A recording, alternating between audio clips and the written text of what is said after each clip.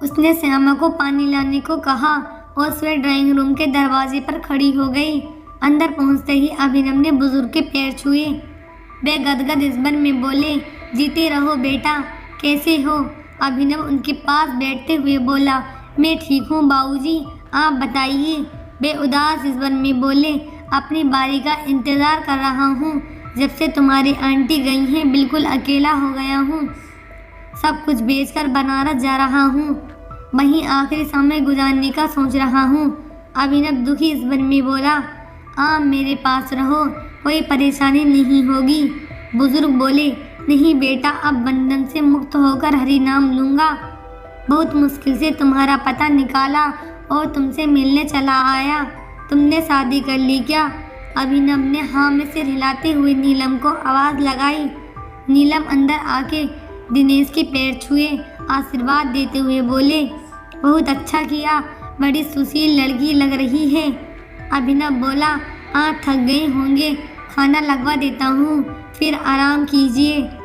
दिनेश बोले, नहीं बेटा, बस भोजन करवा दो, फिर निकलता हूँ। जो पहली बस मिलेगी उससे निकल जाऊँगा। खाना खाकर जाते हुए दिनेश ने एक लिफाफा अभिनव की तरफ बढ़ाते हुए कहा, बेटा, घर खाली किया तो ये लिफाफा तुम्हारे नाम मिला। संध्या ने जाने से पहले तुम्हारे लिए लिखा होगा, मरने से पहले तुमसे कुछ कहना चाहती होगी। बुजुर्ग फूट फूट कर रोने लगे। अभिनव ने उन्हें अपने गले से लगा लिया। उसकी आंखों में भी आंसू थे। नीलम बिल्कुल नहीं समझ पा रही थी हो क्या रहा था। दिनेश के जाने बाद अभिनव लिफाफा लेकर अपने कमरे में चला गया। नीलम को जानने की उत्सुकता हो रही थी, उससे रहा नहीं गया और 10 मिनट बाद वे भी अभिनव के कमरे में चली गई। वे पलंग पर कोने से सिर झुकाए बैठा था। उसकी मुद्दा में लग रहा था वे बहुत दुखी है। नीलम असमंजन में थी और अभिनव के सामने जाकर खड़ी हो गई। नीलम को देख अभिनव सुबकते हुए उसके सीने से लग गया। नीलम जानना तो चाह रही थी कि माजरा क्या है, लेकिन चुपचाप खड़ी अभिनव के बालों को सहलाती रही। कुछ पल बाद अभिनव नीलम के अलग हुआ और उसका हाथ पकड़ अपने गले में बैठाते हुए बोला, ये संध्या के पिताजी थे। नीलम ने आश्चर्य से पूछा, कौन संध्या? अभिनव उदास स्वर में बोला, मेरे साथ कॉलेज में पढ़ती थी। हम दोनों में अच्छी दोस्ती हो गई जो धीरे धीरे प्यार में बदल गई। हमने डिसाइड किया था पढ़ाई पूरी करके शादी करेंगे। नीलम को महसूस हुआ वे अभिनव के बारे में कुछ नहीं जानती। वे बहुत ध्यान से सुन रही थी। अभिनव एक पल की खामोशी के बाद पुनः बोला, मैं ग्रेजुएशन के बाद पुलिस ट्रेनिंग के लिए चला गया और संध्या ने पोस्ट ग्रेजुएशन में एडमिशन ले लिया। हमारे बीच लेटर और फ़ोन के कॉन्टैक्ट बना रहा, लेकिन मेरी ट्रेनिंग के आखिरी 2 महीने उससे अचानक रिस्पॉन्स देना बंद कर दिया। लेटर्स उसने लिखने बंद कर दिए और फ़ोन कोई उठाता नहीं। उसके घर में मुझे कुछ समझ नहीं आ रहा था, कारण क्या है। अपनी ट्रेनिंग पूरी कर मैं जब घर पहुंचा तो संध्या के घर उससे मिलने गया। हम दोनों ने पेरेंट्स हमारे रिलेशनशिप के बारे में नहीं जानते थे, इसीलिए संध्या के फादर के बिना ठोस जवाब दिए बस ये कहकर मुझे टाल दिया। संध्या अब यहाँ नहीं रहती। मुझे समझ नहीं आया बिना बताए कहाँ चली गए। वे वहीं खड़ा रह गया। संध्या के बारे में जानने के लिए सब मैं उन्हें बताया संध्या की शादी करना चाहता हूँ। तब उन्होंने बताया वे इस दुनिया में नहीं रही। मुझे विश्वास नहीं हुआ, ऐसे कैसे हो सकता है। उसने आत्महत्या कर ली थी। एक बार फिर अभिनव ने आंखों में आंसू थे, वे यादों में खोया। बहुत धीरे स्वर में बोला, उसके ही कॉलेज के 2 सहपाठियों ने कॉलेज फेस्ट के समय नशीली चीज़ खिला उसे अगवा कर लिया था। कॉलेज में मुंह से हल्की सी चीख निकल गई। अभिनव का गला रूंध गया था, उससे बोला नहीं जा रहा था। नीलम ने अभिनव का हाथ कसकर पकड़ लिया, उसके भी आंसू बहने लगे थे। अभिनव बोला, अंकल जी ने बताया। अगले दिन जब संध्या घर आई तो उसने रोते रोते सब बात बताई। तुरंत पुलिस स्टेशन भागे रिपोर्ट लिखाने। जांच के बाद रेप की पुष्टि हो गई, कंप्लेंट लिखी गई, लेकिन जब उन लड़कों के नाम सामने आए तो सब पीछे हट गए। शहर के जाने माने रईस के बच्चे थे। संध्या इतनी हताश हो गई, उसने आत्महत्या कर ली। अभिनव चुप हो गया और अपने आप में खो गया। नीलम का ये सुनकर दिल दहल गया। वे खामोश बैठी सोच रही थी, अभिनव दिल से कितना दर्द लेकर जी रहा है। कुछ देर बाद वे बोला, संध्या की डेथ के बाद अंकल जी ने केस वापस ले लिया। अकेले उनके बस में लड़ना नहीं था।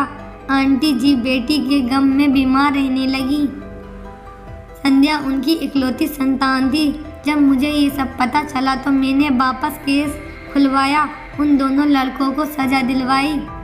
नीलम को समझ नहीं आ रहा था अभिनव से क्या बोले, संध्या के चले जाने की सांत्वना दे या उसको इंसाफ दिलाने के लिए बधाई। मैं खामोश बैठी अभिनव के दर्द को महसूस कर रही थी। अभिनव बहुत भावुक हो गया था, कुछ बोल नहीं पा रहा था। उसने धीरे से लिफाफा जो दिनेश त्रिपाठी देकर गए थे नीलम की तरफ बढ़ा दिया। नीलम ने बेझिझकते हुए लिफाफा ले लिया, खोलकर पत्र पढ़ा। अभिनव, जब तुम्हें ये लेटर मिलेगा मैं दुनिया से जा चुकी होंगी। पापा से तुम्हें पता चल गया होगा मेरे साथ क्या हुआ है। मैं हार गई हूँ, नहीं सामना कर सकूंगी उन लोगों का। मुझे माफ़ कर देना। मैं तुमसे बहुत प्यार करती हूँ।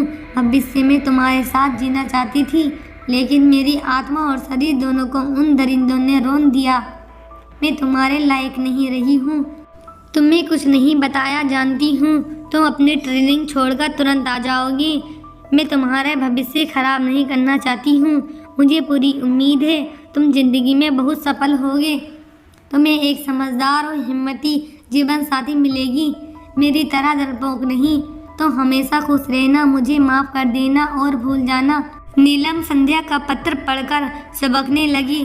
उसके स्वयं जख्म हरे हो गए। संध्या की पीड़ा उसे अपनी पीड़ा लगी। कुछ समय बाद जब वे शांत हुई तो अभिनव बोला, संध्या को मुझ पर विश्वास करना चाहिए था। केवल प्रेम करने से कुछ नहीं होता है। वे मुझे जिस हालत में भी मिलती मैं उसे भरपूर प्यार और मान देता। वे उठकर बाहर चला गया। नीलम बहुत देर अभिनव के कमरे में बैठी रही। उसके दिमाग में अभिनव की बातें घूम रही थीं। अभिनव ने उसकी शादी उसके माँ बाप के दबाव में आकर नहीं की थी। भले ही विचार पहले उसके पिता के दिमाग में आया था, लेकिन अभिनव के दिल में ये बात अवश्य रही होगी कि संध्या जैसी कहानी दोबारा न दोहराई जाए। उसको इस बात का मलाल हमेशा रहेगा कि संध्या को बचा नहीं पाया, भले ही उसमें उसकी कोई गलती नहीं थी। नीलम को लगा अभिनव के लिए वे एक केस है जिसको मंजिल तक पहुंचाना उसका उद्देश्य है। अभिनव ने उसकी आबरू और प्राण को बचा लिए थे, लेकिन उसको सम्मानित और सामान्य जिंदगी देना भी उसे ही अपना कर्तव्य लगा। वे कुछ भी करेगा उसकी ज़िंदगी बेहतर बनाने के लिए। उसको लगा अभिनव का शारीरिक निकटता बढ़ाना भी एक कदम नीलम को उसकी अतीत से निकालने के लिए था।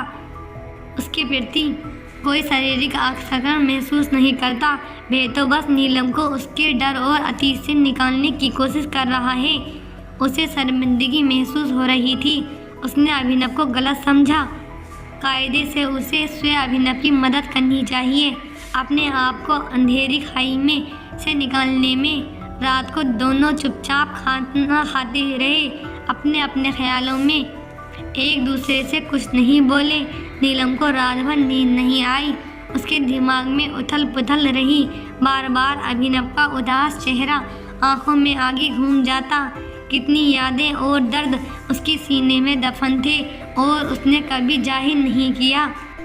अगर संध्या का पता न मिलता तो शायद अभिनव की पीड़ा से अनजान ही रहती।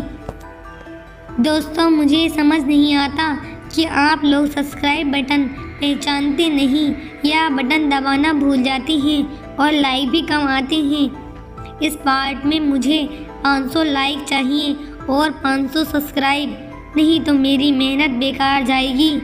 Please full watch my video. Thanks for watching my video.